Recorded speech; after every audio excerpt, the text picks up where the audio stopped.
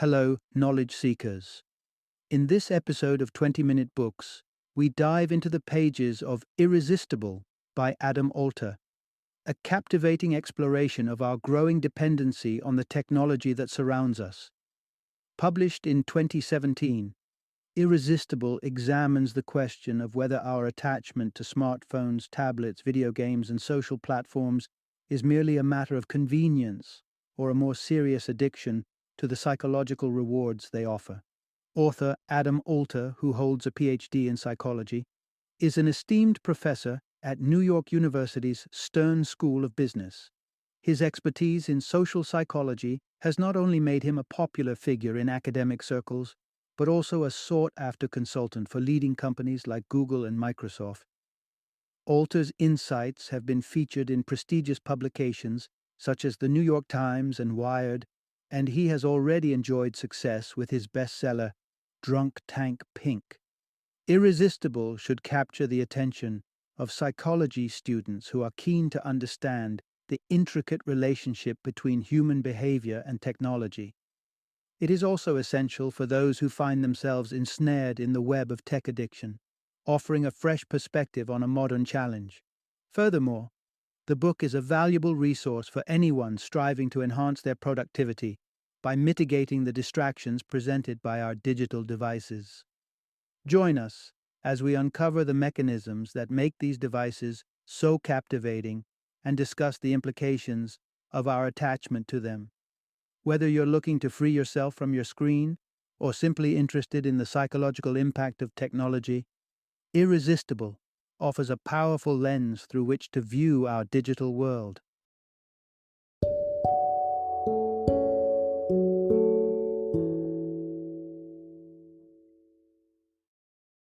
Irresistible: The Rise of Addictive Technology and the Business of Keeping Us Hooked. Introduction: Unveiling Our Screen Addiction, Why We Can't Look Away, and How to Take Back Control. Have you ever counted the hours you spend in the digital world? Can you recall the last time you went through an entire morning without checking your smartphone? In today's landscape, screens aren't just ubiquitous, they're magnetic, pulling us in with a power we often can't resist. This magnetic allure isn't just a quirky side effect of technological progress. It's becoming a significant issue that calls for our attention. As we navigate through this digital sea, you'll learn how our digital behaviors are much more time-consuming than we admit to ourselves. Uncover the truth about the productivity myth linked to quick email replies, and understand the intricate dance between social media interactions and the pleasure they bring us. Let's dive deeper and analyze this phenomenon, discovering strategies to mitigate the all-consuming nature of our screens. By doing so, we not only protect our well-being but also reclaim the precious time we have inadvertently surrendered to our devices. And in this process, we learn to enjoy technology as a helpful tool, not a master that demands our constant attention. Part 1: Smartphone and Video Game Addiction, a Digital Dilemma. Imagine a world without your smartphone or favorite video game. For many, just the thought induces a wave of anxiety, symptomatic of a growing attachment, one that treads the line between habitual use and genuine addiction. Today's digital culture reveals a startling form of dependency that rivals the compulsions of substance abuse. This has led individuals like Kevin Holesh, gripped by the fear of losing touch with real-world connections, to develop tools like the Moment app. This app's findings are a wake-up call, painting a picture of our collective denial of screen time. It's not just the 90 minutes we think we're on our phones. It's double that or more. With smartphones, it's a sneaky glance here and a prolonged scroll there, up to 40 times a day. But with video games, the draw is even more potent.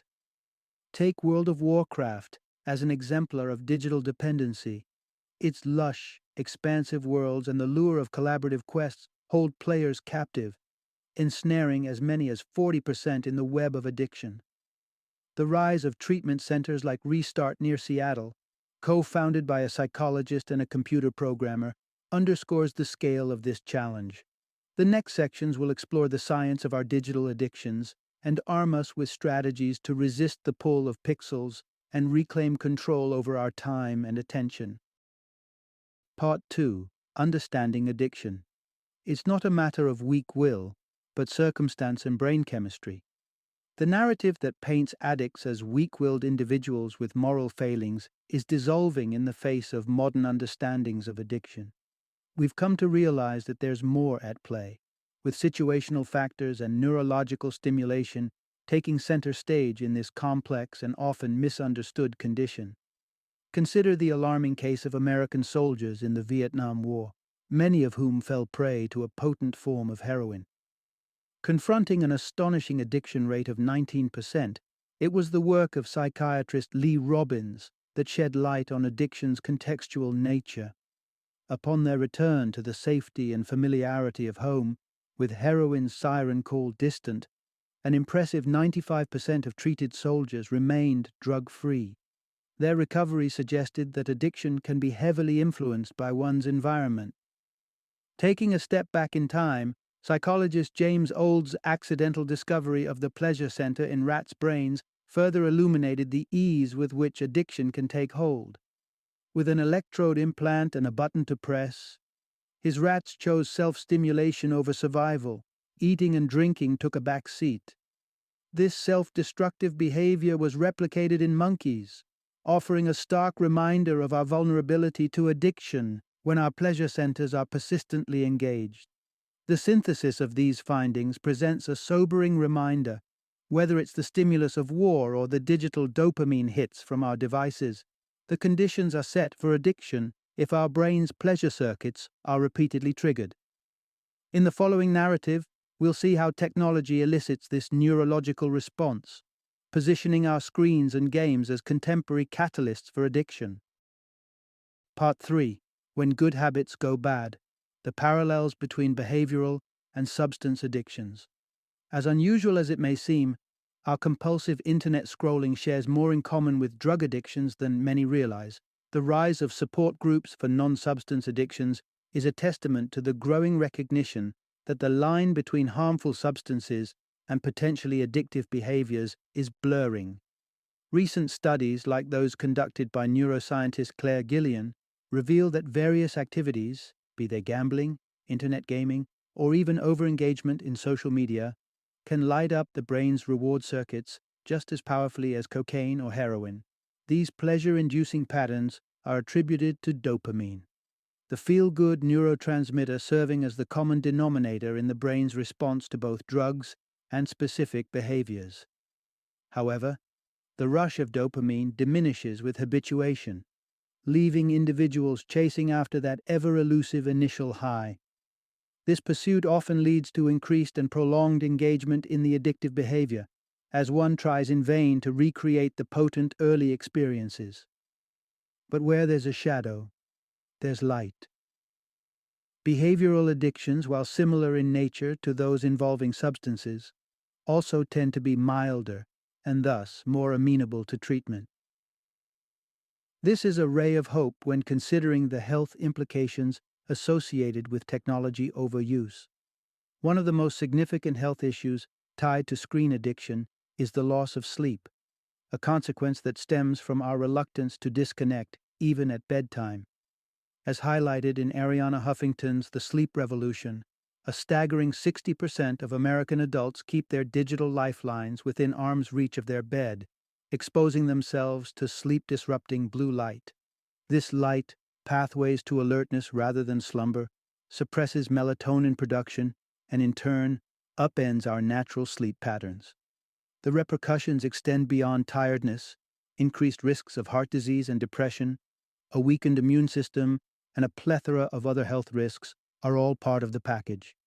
It's a compelling case for reconsidering how we engage with our screens and understanding the need to restore balance for our health's sake. Part 4. Email. The modern siren call disguised as productivity. Answering an email the moment it buzzes into our inbox feels like productivity, but this knee-jerk responsiveness is a modern-day mirage that's more habit-forming than helpful. The truth is, The compulsion to tackle emails instantaneously may do more harm than good, both to our health and our efficiency. Studies reveal an astonishing insight. 70% of office emails are read within a mere 6-second window after their arrival. Far from being a testament to workplace efficiency, this statistic underscores a counterproductive loop driven by interruption and fragmented concentration. Each email answered pulls us away from our primary tasks, scattering focus, and necessitating, on average, a staggering 25 minutes to recapture that pre-distraction state of deep concentration. The math is simple yet distressing. If you're checking emails 25 times a day, you're likely never reaching your peak focus level. The reward loop, as noted by journalist Chuck Klosterman, lies in the perceived achievement of rapidly clearing inbox clutter. However, the resultant addiction to these small victories can anchor us in a sea of inconsequential tasks, while the work that truly matters drifts away. The remedy may be simpler than we think. Turn off your email notifications and establish specific times to check your inbox. This was evidenced by a group of psychologists in 2012 who found that when office workers were barred from their emails, they began to adapt. Phones rang, conversations sparked in person, and breaks beckoned the great outdoors rather than the glare of a screen. The transformative impact on health and productivity was nothing short of remarkable. Not only did the quality of work improve with sustained focus, but also, physiologically, workers exhibited lower stress levels, measured by their heart rates, simply by escaping the incessant ping of email alerts. This piece of insight carves a path to a calmer, more productive workplace, where the incessant siren call of emails is silenced. Part 5. The high stakes of social approval. How uncertainty fuels digital addiction. From infancy, we're charmed by the predictable outcomes of our actions. A flick of a switch produces a burst of light, and we delight in the certainty of cause and effect. However, as we mature, it's the unpredictable rewards that hold a more profound sway over our behavior, weaving a potent spell of addiction.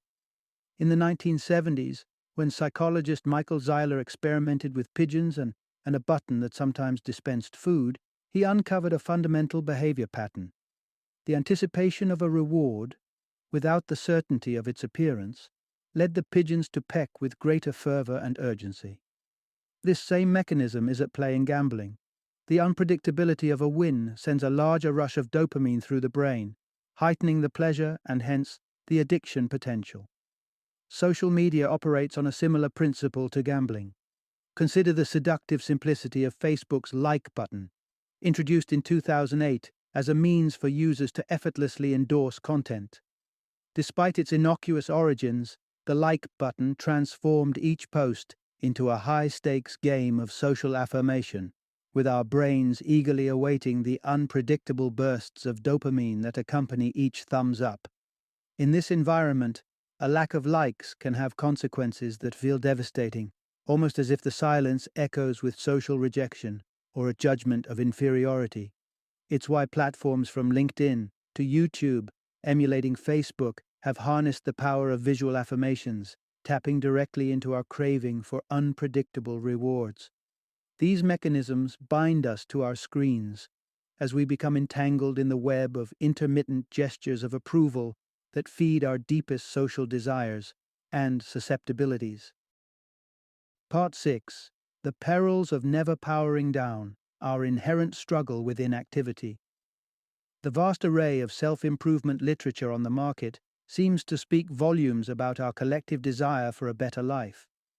Yet beneath this surface lies an ironic truth. We have an innate inclination to complicate our lives, resisting the very ease and relaxation we claim to seek. An enlightening experiment by psychologist Timothy D. Wilson shed light on this paradox. College students were tasked with a simple goal: enjoy a tranquil 20 minutes free from negative thoughts. The catch, however, was the option to self-administer an electric shock they had previously found painful. Astonishingly, a significant number of the participants chose discomfort over tranquility, even when peace was readily accessible.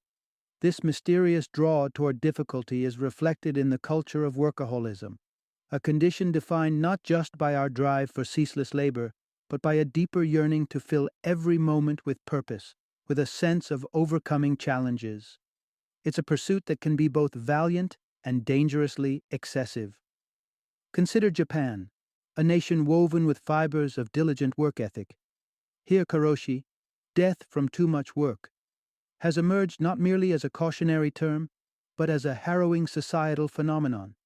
Tales of employees who succumb to job-induced health breakdowns underscore workaholism's potential for tragedy.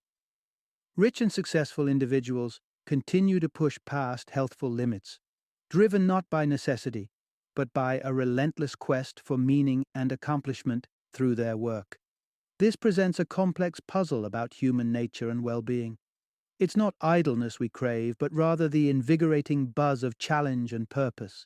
Even when the option to unwind is handed to us, it seems our wiring nudges us back toward the frenetic allure of action and productivity, even at the risk of our own health. Part 7.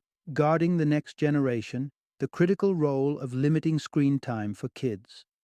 As a child, the imposition of screen time boundaries may have seemed like an unwarranted punishment.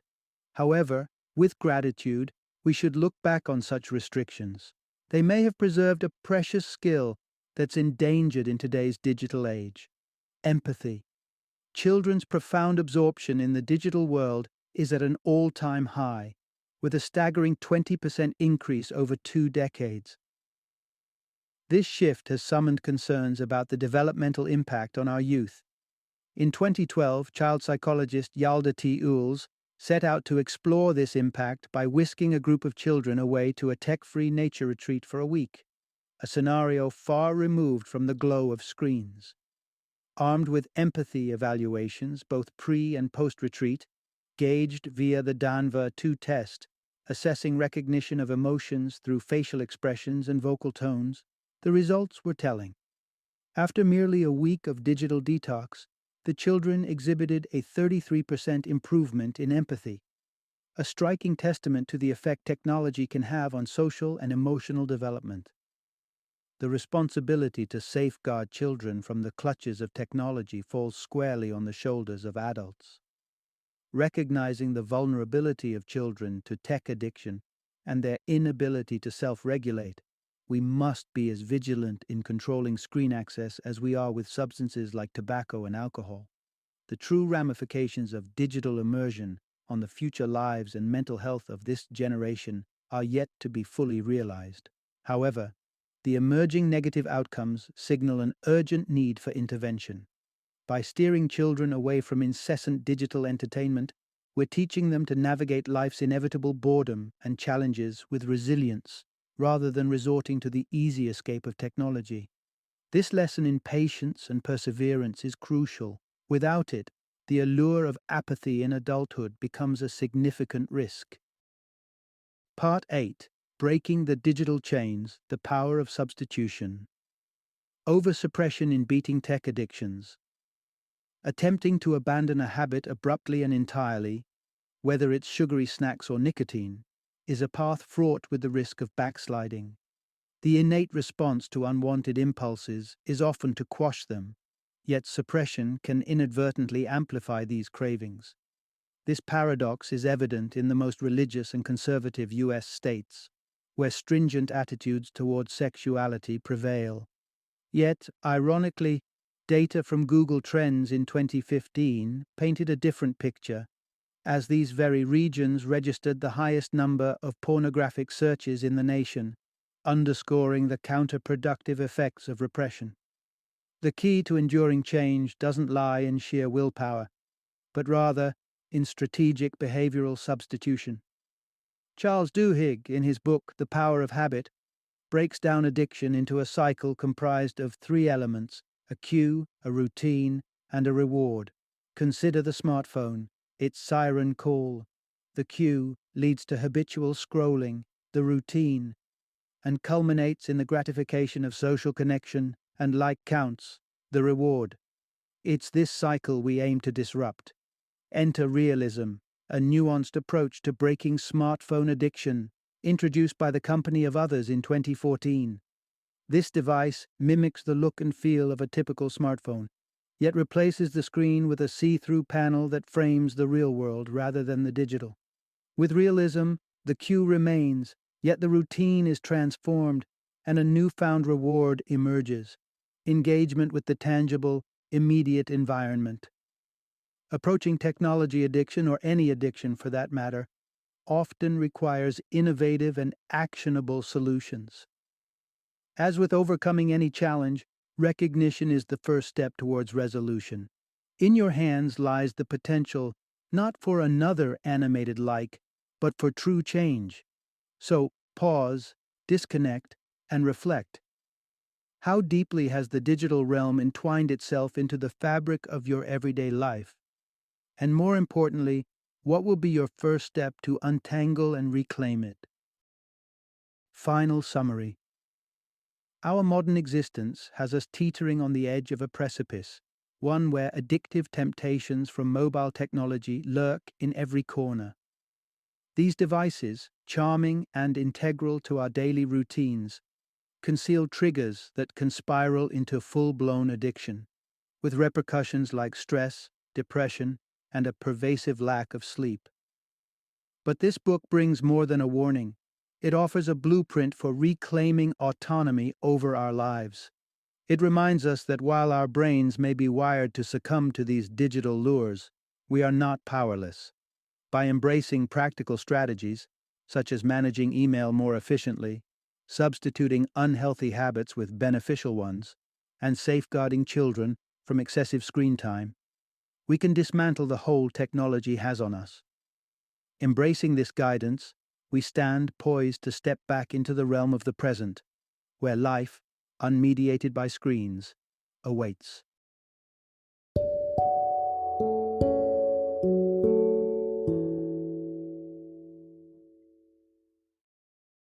Thank you for joining me today on this journey of learning and discovery as we explored the insights of another thought-provoking book in our growing library of knowledge.